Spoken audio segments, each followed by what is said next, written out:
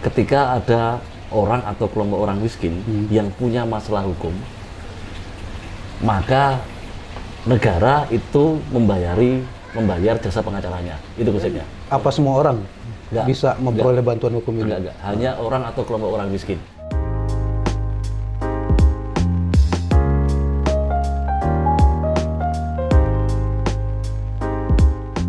Pak Kris, wah Pak Kris apa Om Kris nih? Ya Om Kris lah kita panggil. Kan selama ini saya kenal Om Kris nih sebagai orang pemerhati dalam hal bantuan hukum, akses to justice bagi masyarakat miskin.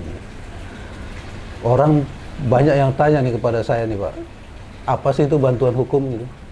Jadi bantuan hukum itu adalah jasa hukum yang diberikan oleh pemberi bantuan hukum kepada penerima bantuan hukum. Jadi konsepnya gini Om, ketika ada orang atau kelompok orang miskin yang punya masalah hukum, maka negara itu membayar jasa pengacaranya. Itu konsepnya. Oh jadi tetap dibayar, tapi negara yang mengeluarkan biaya gitu untuk para pengacaranya. Nah, kemudian apa semua orang bisa memperoleh bantuan hukum ini? Enggak. Hanya orang atau kelompok orang miskin. Kita selama ini masih pakai pendekatan administratif, yaitu selama bisa menunjukkan surat keterangan miskin.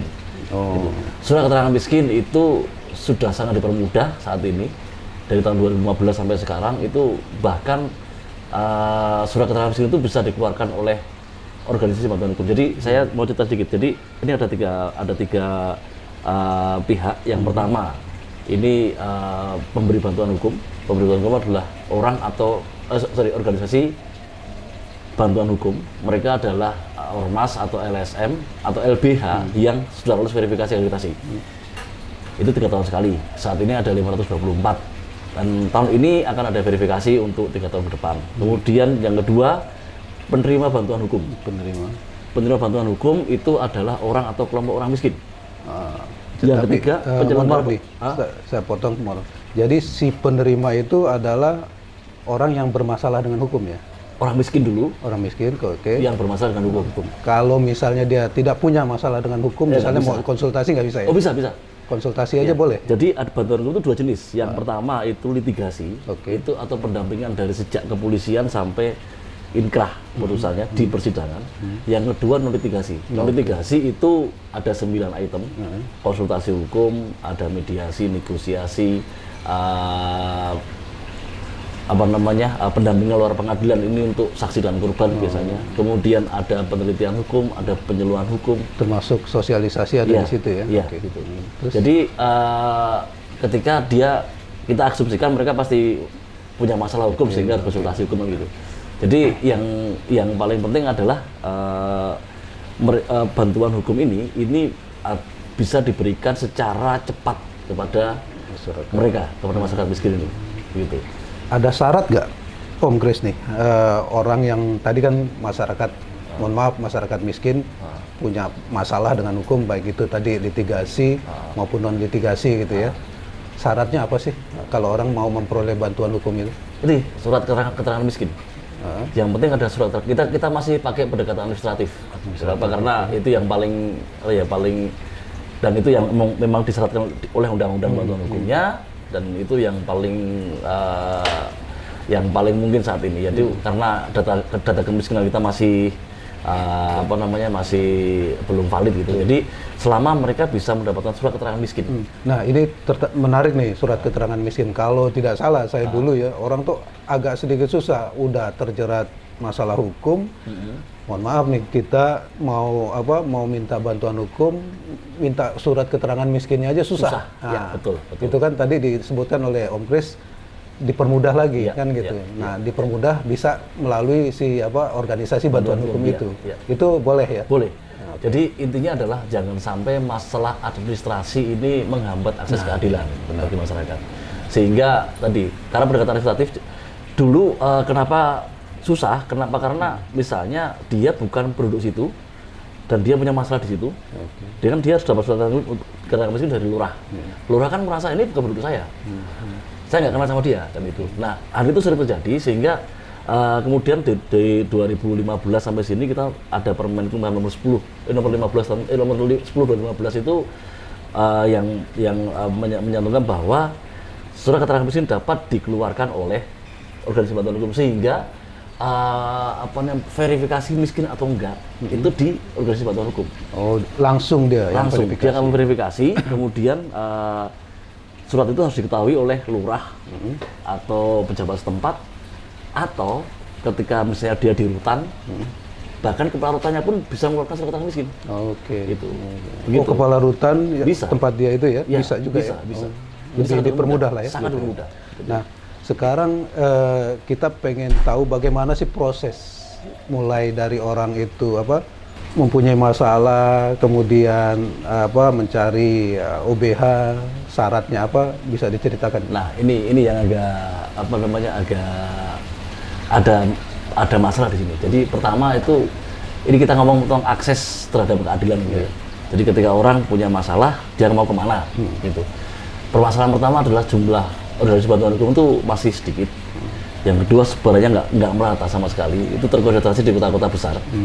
Kemudian yang ketiga, jumlah pengacara yang ikut di dalam organisasi bantuan hukum itu juga sangat sedikit. Jadi kita memiliki masalah terhadap akses untuk orang untuk segera dapat bantuan hukum gitu. Nah, di beberapa tempat sudah dilakukan misalnya MOU dengan kepolisian, MOU dengan kejaksaan, sehingga dan di peraturan Mahkamah Agung sendiri nomor 1 2015 itu organisasi bantuan hukum itu pos bantuan hukum di Mahkamah Agung itu dia akan memberikan konsultasi atau mediasi, dan ketika dia masuk litigasi dia akan merujuk ke organisasi bantuan hukum yang terdaftar. Nah, ini yang harus dibikin terobosan. Dalam artian seperti di Bali, ini kami membuat pos pelayanan hukum dan HAM desa. Saat ini sudah ada di 264 desa, 15 kelurahan di Bali. Pos itu dijalankan oleh paralegal. Jadi yang bisa kami lakukan adalah kami melatih masyarakat atau anggota masyarakat sebagai paralegal. Mereka dilatih untuk diberikan skill pemberian bantuan hukum non litigasi. Jadi paralegal itu apple to apple dengan paramedis lah. Mereka adalah, kalau paramedis itu kan dia kayak bidan, perawat itu kan dia bukan dokter, tapi dia mempunyai skill untuk memberikan pertolongan pertama pada masalah kesehatan. Sama paralegal. Jadi kita mentraining masyarakat, anggota masyarakat sebagai paralegal, dan mereka ini harus berada di bawah supervisi dari organisasi bantuan hukum, sehingga ketika masyarakat di desa itu punya masalah hukum, mereka tahu segera kemana, ke pos pelayanan hukum dan desa itu, dan mereka bisa segera diberikan entah konsultasi hukum, entah pendampingan sejak awal. Gitu. Jadi ini yang konsep kita adalah kita melatih masyarakat untuk memecahkan masalah hukum di tingkat mereka. Minimal memberikan bantuan hukum di tingkat mereka secepatnya. Tadi disinggung terkait dengan organisasi bantuan hukum kan ya. Ini juga masyarakat juga perlu tahu nih. Sebetulnya siapa sih organisasi bantuan hukum itu? Apa boleh semua kantor advokat atau kantor pengacara itu apa pasti dia juga sebagai organisasi bantuan hukum? Enggak Om. Jadi organisasi bantuan hukum itu adalah biasanya tuh LSM. Atau CSO atau organisasi masyarakat yang mereka itu harus memenuhi persyaratan supaya bisa lolos verifikasi dan akreditasi oleh Kementerian Hukum dan HAM. Yang memverifikasi siapa tuh? Kementerian Hukum dan HAM. Jadi di level kantor wilayah, maka kantor wilayah ini yang kemudian melakukan verifikasi. Sebagai contoh, di Bali ini saat ini sedang ada verifikasi, yang mendaftar itu ada 10 organisasi bantuan hukum, dan kita memverifikasi satu demi satu. Apakah kalau organisasi bantuan hukum tadi calon organisasi bantuan hukum itu mendaftar sudah pasti jadi OBH? Belum tentu. Ada syarat-syaratnya. Ada syarat-syaratnya, dan itu cukup syarat-syarat sebenarnya simpel. Mereka harus memiliki ADART, kemudian memiliki entitas hukum, SK Badan Hukum, kemudian mereka memiliki pengacara, memiliki paralegal, dan mereka memiliki kasus yang yang sudah ditangani selama 3 tahun, dan mereka memiliki kantor fisik ya, bukan kantor virtual. Kantornya ada ya, harus ada kantornya. Harus ada kantornya. Ada kantornya. Nggak perlu beli, tapi minimal ada misalnya bukti penguasaan kantor lah, pinjam kan atau apa namanya sewa gitu harus ada buktinya. Jadi mereka akan diverifikasi. Kalau mereka sudah lolos, mereka akan diberikan akreditasi. Kalau pengacara cuma satu, akreditasi C, pengacaranya sampai apa namanya? Ada kelas-kelasnya. Ada kelas-kelasnya. Itu kelas itu berpengaruh pada apa nih? Pada anggaran yang digelontorkan juga ya? Pada anggaran yang akan didapatkan. Nah, berarti tadi disebutkan bahwa masyarakat yang punya masalah dengan hukum, kemudian dia minta bantuan, ya paling tidak kita namakanlah bantuan ke organisasi bantuan hukum, itu free ya, nggak bayar? Gratis. Dari mulai awal sampai dia selesai? Sampai inkrah gratis, sampai selesai gratis. Gitu. Dan nah ini masalahnya juga.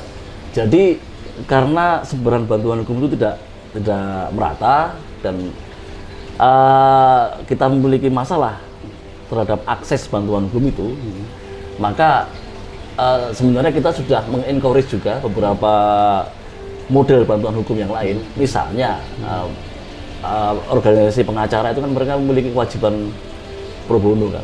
Ya, kita juga mengencourage mereka untuk memberikan layanan pro bono. Jadi mereka lebih ke pro bono itu lebih ke sini, ke istilahnya itu sandwich people. Mereka bukan orang miskin, tapi mereka nggak cukup kuat untuk bayar pengacara. Kan banyak kayak gitu kan.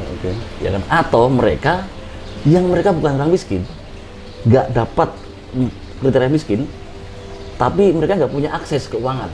Contohnya misalnya korban KDRT. Korban KDRT kemudian istrinya itu nggak bisa mengakses keuangan karena diblokir oleh suaminya gitu. Itu bisa minta bantuan. Tapi bukan di organisasi bantuan hukum. Dia kita arahkan ke pro bono. Pro bononya organisasi advokat kayak gitu. Jadi ada apa ya? Karena memang bukan orang miskin kan gitu. Nah gitu. Jadi akses terhadap bantuan hukum, akses keadilan ini nggak kemudian bukan hanya menjadi apa namanya tugas dari Kementerian Hukum dan HAM saja, tapi tugas dari banyak pihak kemudian. Menurut Mahkamah Agung mereka masih mempunyai 3 skema bantuan hukum. Skema sitting plug atau sidang keliling, kemudian skema prodio pembebasan biaya perkara, dan yang ketiga skema pos bantuan hukum. Nah, tadi terkait dengan siapa yang penerima bantuan hukum, artinya itu dibatasi usia, dibatasi perkara nggak? Jadi semua perkara, jenis perkara. Yang penting miskin. Ini bedanya dengan pendekatan termasuk perkara pengadilan agama, perceraian juga bisa. Banyak sekali, malah lebih banyak itu ya. Banyak. Kenapa kok banyakan itu? Bukannya banyakan yang apa? Kebanyakan yang perkara-perkara pidana, perdata misalnya gitu ya. Belum ada penelitian spesifik mengenai kenapa banyak pengadilan agama ya. Banyak kasus perceraian. Tapi gini, sempat ada beberapa in-depth interview dengan beberapa peneliti. Jadi gini, kondisinya itu mereka itu digantung oleh si laki-laki gitu, ya. Sehingga mereka nggak bisa kemudian menikah lagi, dan mereka statusnya itu nggak jelas gitu. Itu akibatnya ke anak-anak mereka itu.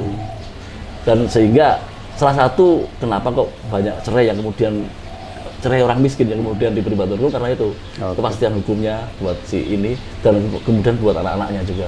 Yang pasti akses to justice itu untuk terutama untuk masyarakat miskin, tetapi juga tidak menutup kemungkinan tadi yang orang bukan miskin tetapi untuk akses ke sana mereka mengalami kesulitan gitu ya. Ada ya, dan itu kalau yang mereka bukan orang miskin kita arahkan ke pro bononya organisasi advokat itu. Oke, makasih Mas Kris. Siap. Sampai jumpa.